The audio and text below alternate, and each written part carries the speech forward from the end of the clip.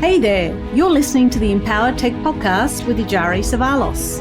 This podcast is where we discuss all things tech and explore the growing ways in how we can leverage technology to lead smart, sustainable, and impactful lives. Luca Caruso is a practice manager at SOCO, a multi-award-winning information technology consultancy. As an accomplished digital transformation leader, Luca heads a high-performing team designing and delivering digital solutions for government agencies and commercial enterprises nationwide. In this episode, we jump into where to start with AI adoption in organisations, how to do ethics well, and what it could look like at your organisation, if done right. Luca, so lovely to have you here today. Thanks, Ijari. Really happy to be here.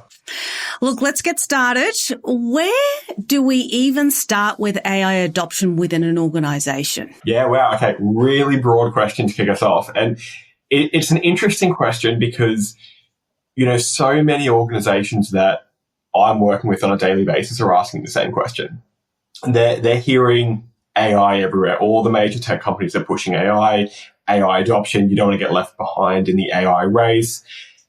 And yet a lot of business leaders, especially tech leaders, are asking, what do I do? How do I start with rolling this software out? So what we're recommending to customers, what I'm recommending is start small. Really understand what you want the AI to do. Focus less on the AI itself and that product set, but more what's the end goal going to be for the software you want to roll out? What does success look like within your organization? And then that helps ground what that rollout would look like over time. It's no different to rolling out any other new software. If we start grounding it there, it helps us understand, okay, what are the steps we need to take to get to this, AI adoption, this rollout plan, and then we can help work on that strategy. Okay. And just to give people a sense of what they might be able to use AI for in organisations, because it's quite broad and I get a sense that sometimes we don't really know what we don't know. What are the typical things that you're seeing today in terms of how organisations are getting value out of AI? I'd say there's probably two key realms of AI value getting derived within organizations. The first one is personal productivity. So think of one of your staff members, they've got a Copilot license and they're interacting with Copilot. That's making them more efficient. That's personal productivity. And we're seeing the use of AI in terms of a personal level within our home life as well as within our professional lives. It's really starting to make some huge benefits to us as individuals. But then at the organizational level, it's really looking at the concept of agentic AI is starting to come out, these AI agents, which are able to complete tasks with potentially minimal staff involvement. Now, the idea of these agents is not to replace the work that an individual does, but mainly take away the more repetitive tasks and free up your staff members to be a lot more productive and have time to really think and do the job they were originally hired for. So seeing these are the two avenues that a lot of organizations are looking at. The personal productivity is much more established. A lot of users are already using AI tools, whether they're endorsed in their organization or not, which is its own interesting use case we're working through. Okay. So just to give people an idea, I'm assuming there that you're referring to things like ChatGPT, which would be the external productivity tool of that's quite popular at the moment, that you'd be looking to use Copilot for in terms of its functionality. Would that be fair of making that comparison? Correct. They're very similar tool sets in the sense of what they do. So they're a large language model that you're interacting with to get a result out of. Now, a lot of organizations are using Copilot internally, and the reason they're doing that is all of the data that someone talks to Copilot in, providing it's set up correctly in the organization, none of that data is going to leave your office tenant. So it's all safe, it's secure, and this is keeping your security teams happy. ChatGPT, like we said, is external. Yes. There are ways to limit your data training the model, but for people using it for the first time, or if they're not paying a subscription, perhaps they don't know how to do that. So there is the risk of some data leakage there, which is also work we're doing with organizations to help secure that rollout of AI. Okay. And the You said AI agentic. Is that how you said it? Agentic AI. Agentic AI. There you go. So agentic AI. So can I just break that down a little bit? Because what I'm hearing is it's an agent. So it's kind of like thinking about someone that's carrying out a task. So I'm assuming what this agent is doing is it's either gathering data from different places or going to different systems to carry out a task that you would typically have a human doing because your systems don't talk to each other and potentially in a way that's really useful. Is that a good place or a description of what you mean by that sort of tech at the moment? Yeah, perfect. Absolutely right. Okay, great. Nailed it. First time, exactly. That's exactly right. So think of an agent the same way you could think of someone going into multiple systems. They get some data. They're thinking about that information. Okay, I've got a task, which is the key driver of an agent. They're task orientated. They want to complete something. It's the same way when you assign a task to someone you work with. They've got that task and they're going to go away, use the information at their disposal, think about it a little bit, disseminate it perhaps into a different format, and then complete the task. An agent is going to do things the same way in that same realm of thinking. They're going to have multiple steps. They're going to use a little bit of thought, a little bit of intelligence to come to a task at the end. Okay, perfect.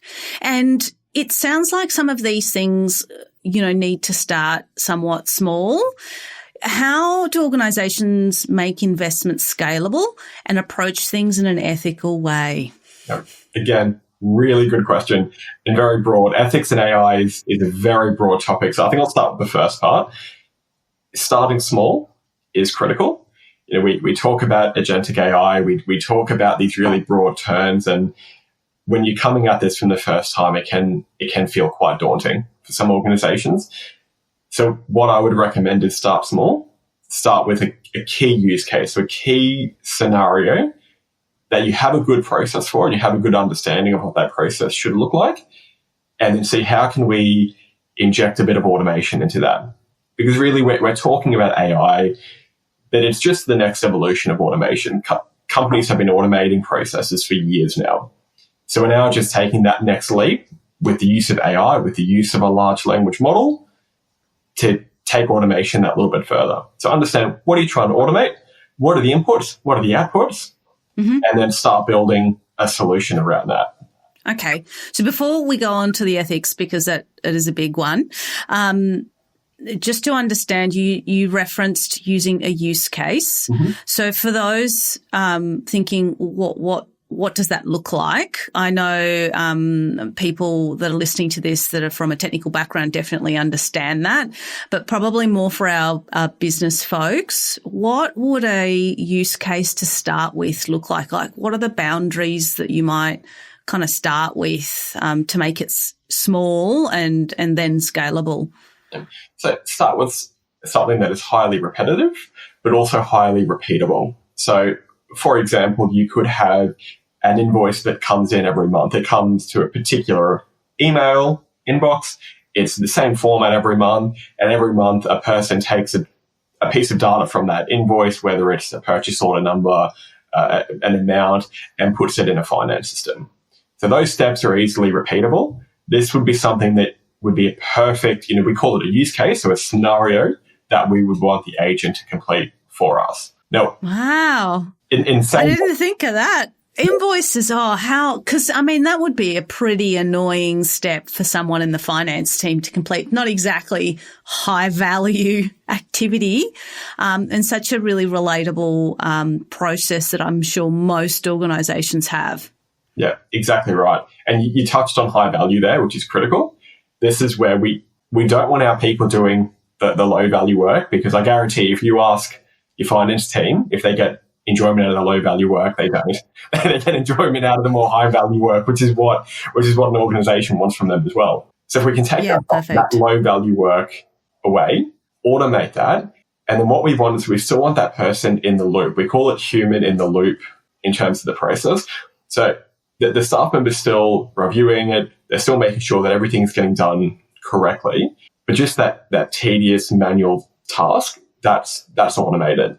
And if you take a step back and look at life in general, there are so many automation things that we run now that we have given over to what we could liken to an agent. Cruise control in your car, a robot vacuum cleaner in your house. These are things that we're happy to hand over to what is effectively an agent doing a task for us. Yeah, okay. And very few of us are complaining about not doing the vacuuming anymore. Yes, I still want a RoboVac. I haven't got one yet, but really after one of those. Okay, so now on to the ethical part. What are some practical places to start with this? Yeah. Start with the ethical side. Very much what we're looking at seeing is the concern around, the security of AI, which is really a key topic. We've talked about, that data leakage, so internal sensitive information going into a third-party system. So you want to start there by making sure that everything that's happening is secured internally in your organization. But really, when it comes down to the ethics, it's about inclusion of your team. What we're recommending to a lot of my customers now is setting up an AI council or an AI ethics board, really to have stakeholders from all levels of the organization understand what are going to be the impacts of any AI technology that's rolled out in the organization, and making sure that that's inclusive across the organization as well. Right. So an ethics board or committee, like an internal kind of setup. Is it a little bit like some people call them project control boards? So where you might have a specific project, but you're talking more about an organizational kind of group. I'm thinking, who should be in that room? So you mentioned that they're going to be talking about impacts, but what would you recommend in terms of the composition of that group in an organization? In terms of composition, you are going to want members across the organization from top to bottom. So you're going to want some senior stakeholders in there, some of those key decision makers who can take what has been agreed and roll those decisions into the actual rollout of AI in the organization. But the group that you don't want to miss are your end users. So people using not only the AI applications daily, but also your other systems to understand where your potential risks could lie within an organization. And then you want to have some technology experts in there as well. And ideally, these are organizational run, because you want this AI adoption really to come from internal. You want this to naturally take place. And like you mentioned with, project boards, steering committees, or even architecture boards, these styles of groups are quite well established in organizations already. So the frameworks are there.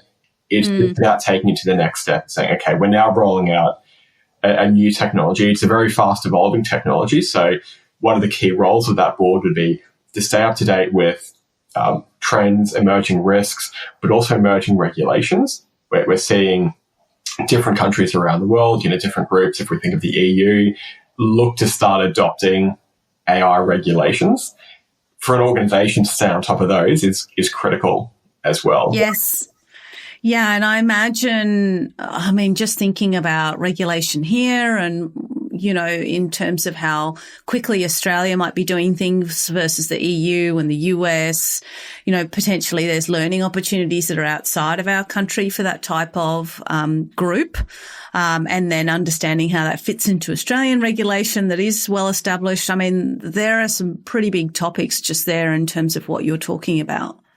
There are, and hence again, we're talking very broad topics, and there's a lot you can deep dive into these topics individually, which is why we do recommend these groups to set up very early on in organizations' AI roadmap, because it does take time to understand the risk appetite for that group, because there are regulations in place, but then there's generally a level of freedoms within those regulations that decisions need to be made is about how many of these features are going to be turned on and what could be the impact to the broader group.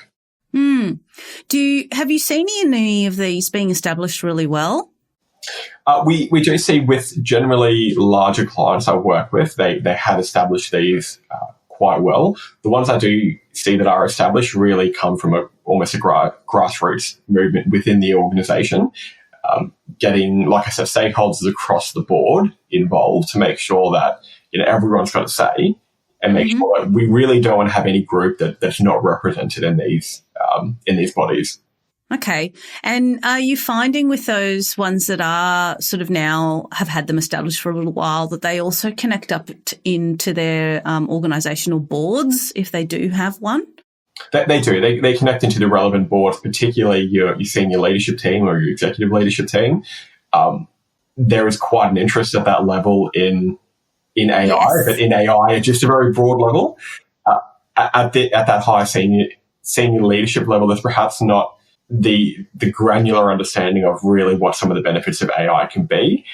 It's more a response from a fear-based perspective in the sense that we don't get out on the AI train. Yes. And I imagine having this group established within the organisation would make it far more effective in terms of communicating with the board as well. So really handy to be getting onto that journey. I really wanted to also ask about leadership and leadership's role in this space. Where should leaders be starting with their automation efforts? What should they be thinking about in the early stages? Yeah, so it can be referred to as like reverse process mapping, but really it's starting at the end, understanding the key goal, the key outcome, defining what that needs to look like, and then working backwards from there. Depending on the level of leadership, the roll-up of information can be quite a high level. But ultimately, that's the place we need to get to, is that output of whatever this automation needs to look like. So starting with the output and working backwards from there. What I do find is there can be quite the focus on the process itself, where that's less important, because really it comes down to the inputs you're putting in and then really what you're getting out of it. They're the two critical metrics. So you're starting to remind me of my process improvement days. And you mentioned there, it's not necessarily about the detail. If leaders aren't familiar with how to kind of think about this to get the best out of their time, would you be suggesting that they get help or that they involve their team? Like, how do they start to unpack this? Because it sounds like quite a big ask in terms of finding the value. Getting help is definitely something where I would say is a good option here, whether it is from internal users with more knowledge or external organizations as well. We are seeing quite a rapid shift in the market of the idea of process improvement's been around for a very long time. Really, that process improvement lens coupled with automation, coupled with AI, these are becoming, I guess, asks of leadership on their own. Traditionally, we've seen, my background in my career has always been, rolling out new systems, new solutions, digital applications, digital transformation. We're still seeing a lot of that, but we're now seeing a bigger focus put on the connecting pieces between the different systems to figure out how everything can fit together and how these processes really can work in a seamless way to get that end result that leaders are really looking for. Yes. Okay. Now, my assumption here, given everything you've said and connecting back to what you were saying earlier, is that for leaders to, start scanning their areas or their business units in terms of starting with where the low value and repetitive work is, and sort of getting into the habit of scanning and doing this analysis, that's probably a good place to start. Yeah, absolutely. Understanding where that low-hanging fruit is, as you've described it, is critical. And I think you made a really good point there where it's not just to oneself. The continual change management is critical here as well. For anyone who's done software rollouts, change management is always, those words are dropped every now and then. AI It's always bigger than you think. It's change management and data migration are always bigger than you think. Absolutely. Yes. Okay. Now, on an organisational level, maybe for individuals or thinking about culture potentially, what should organisations be thinking about in terms of encouraging them to get ready for AI? So what is the range of things that they can start to do? at an organizational level, or an organization encouraging their staff individually? Probably both. I would say both, because often these things are connected. Yep. Some people might need to prepare before they then start to do things for the organization. But yes, both, please. Yep. Okay. So let's start with the individuals, and we'll move on to the organizations. What I would recommend, and what I recommend to my team to start with AI adoption, is really around the training. There's a lot of good training material out online, understanding the right usage of AI, safe, responsible usage of AI as well. So talking about some of those security things that we spoke about earlier, but then particularly how to get the most out of the tool set when they are rolled out. The terms like prompt engineering or getting the right prompt with an AI, you don't want to be too formal with it. If you see online, there are some, prompt guides to teach you how to write the perfect prompt to get the perfect response. You don't have to be that exact with it. You can ask an AI agent or ask a chat experience a couple of times to get the right answer. That's okay. But really just teaching people how to do that and how to get the right output of these things is going to be critical. But then also something else that organizations really should be doing is allaying any fears that come up. This change of this scale really can get some fears within individuals, and just taking the organization really through what an AI shift is going to look like and what roles the new software is going to play, but then what roles individuals are going to play, because both have roles in the future, is critical as well. Because if we see a lot of fear, the adoption might not be there, and it generally won't be there. But starting slow and working through that adoption is going to be critical to get everyone on board.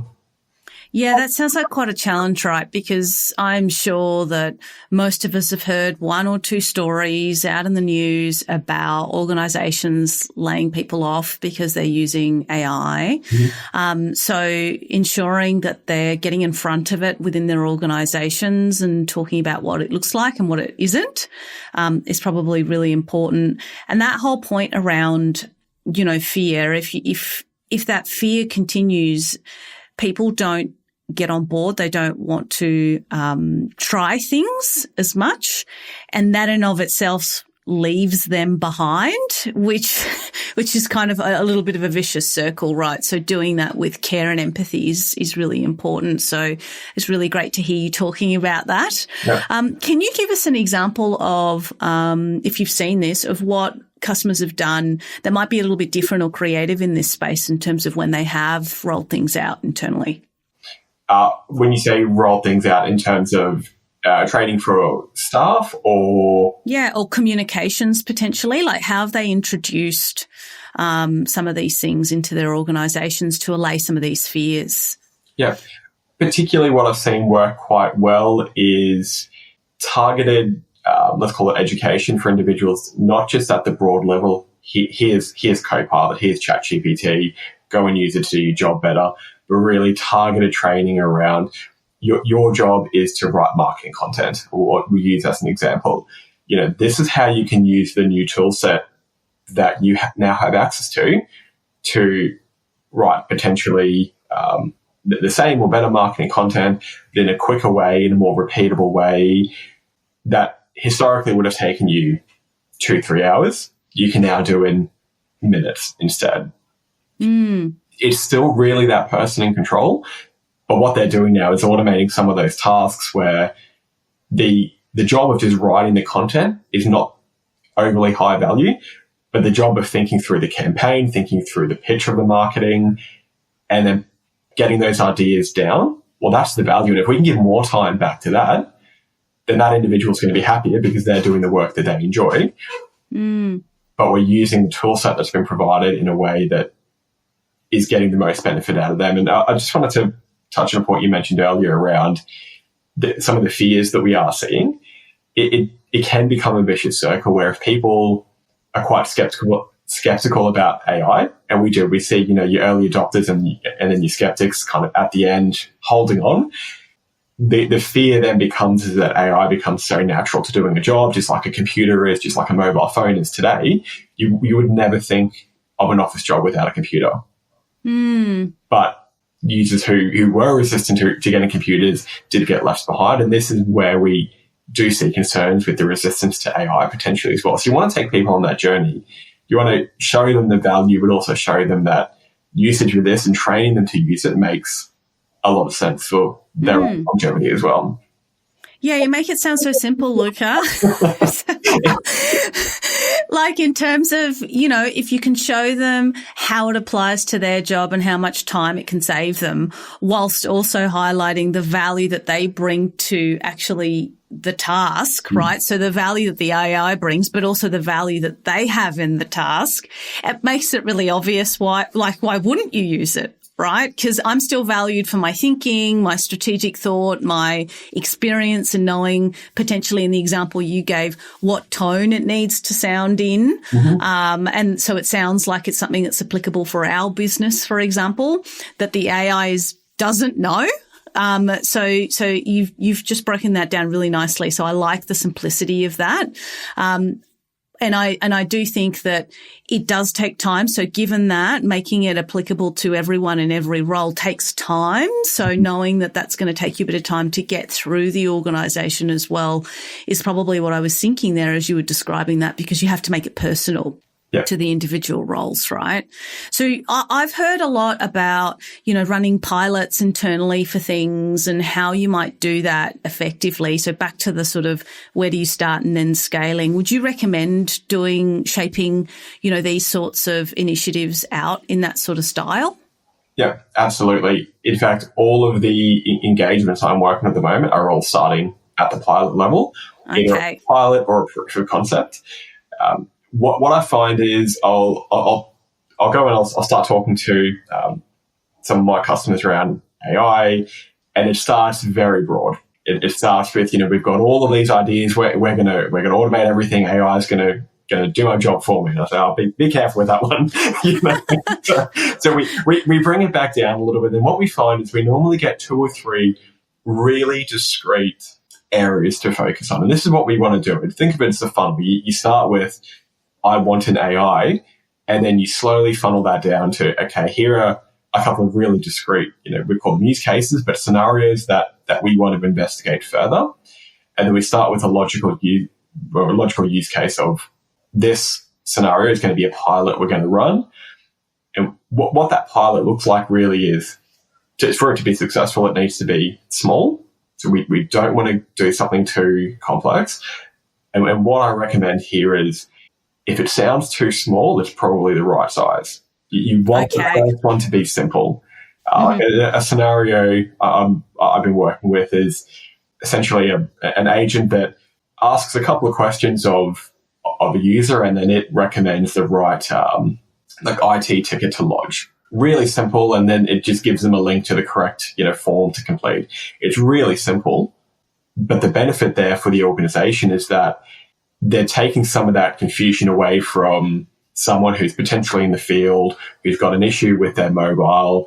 They just need to log a service request and they can't remember how to find the right form to fill out. So they fill out the wrong form, and then that ticket gets lodged to the wrong area in the business.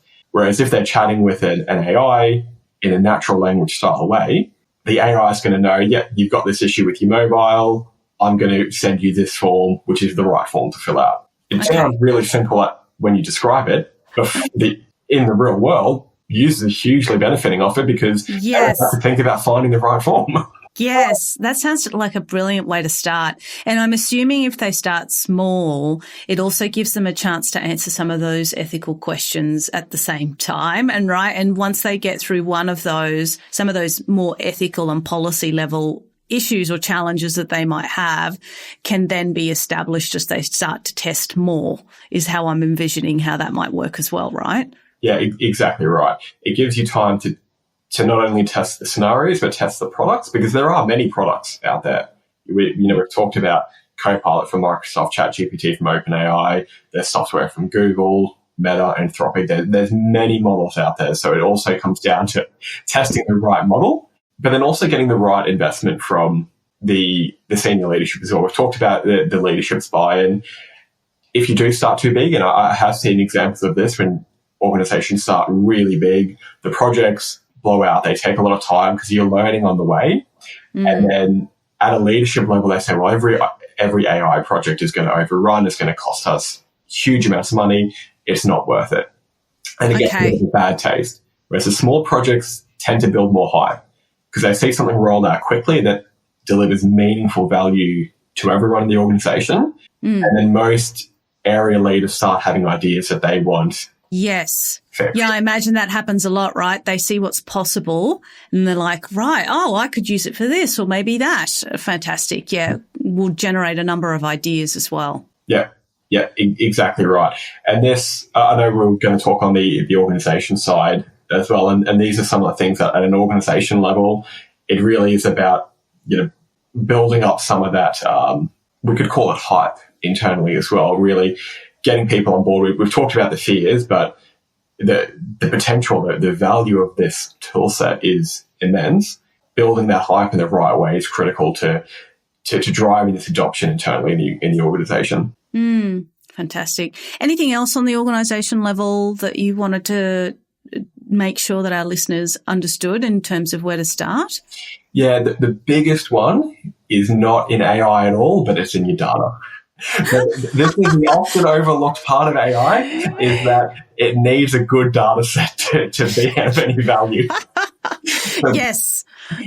We find a lot of organizations come to us and they've got grand plans for AI and we peek under the hood and they're still running old on-premise applications that don't connect to the internet. And the big part really is bringing those up to a modern standard so you can then benefit from AI.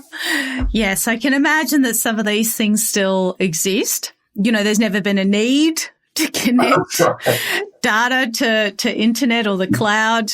I imagine there's quite a few instances where you run into that. So for those folks out there already dreaming about the possibilities, make sure that you check what your data's like.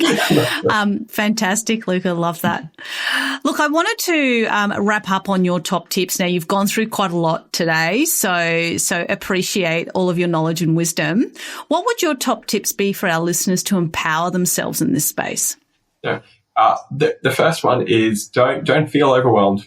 It can feel very overwhelming. We've talked about a lot of topics today, but don't feel overwhelmed. Start small. Start with a clear goal. Understand where you want to go. And then don't stop when you've rolled the first one out. Monitor it, go back, optimize it, make sure that everything is working as it should, and then move on to the next one. In terms of individuals, definitely stay up to date with what's coming out, stay up to date with training that's available. There is so much online freely available to learn. And start thinking of small areas that you can derive the benefit in your own life, whether it's your personal life or your professional life. Really simple things you can start doing can actually deliver really great outcomes and really good value for you as well. And you mentioned that there's lots of stuff out there in terms of people learning. Are there particular places that you would recommend pointing people to? Because that also can be a bit overwhelming in terms of where do I start? We'll start with the Microsoft lens, particularly if you're looking at this through the work lens and you are using Copilot or Copilot's been discussed in the organization.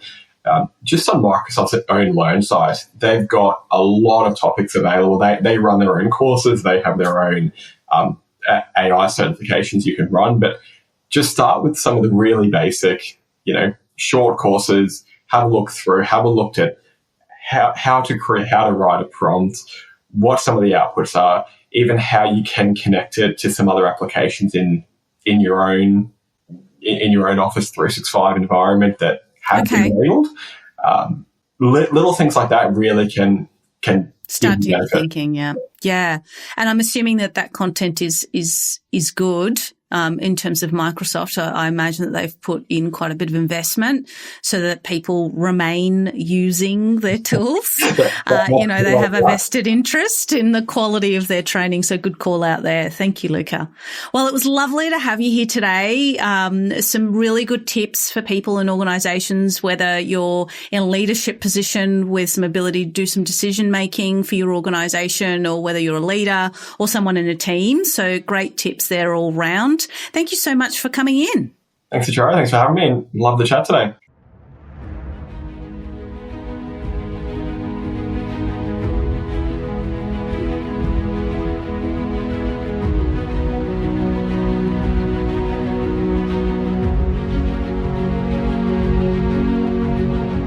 Thanks for listening today. Do keep in mind that this is a podcast for informational purposes, and all we're really doing is sharing our opinions on things that matter to us. With that being said, if you liked what you heard and want to continue supporting us, share this podcast with your network to help us grow and bring on even more guests. Until next time, this is Ajari from EmpowerTech, signing off.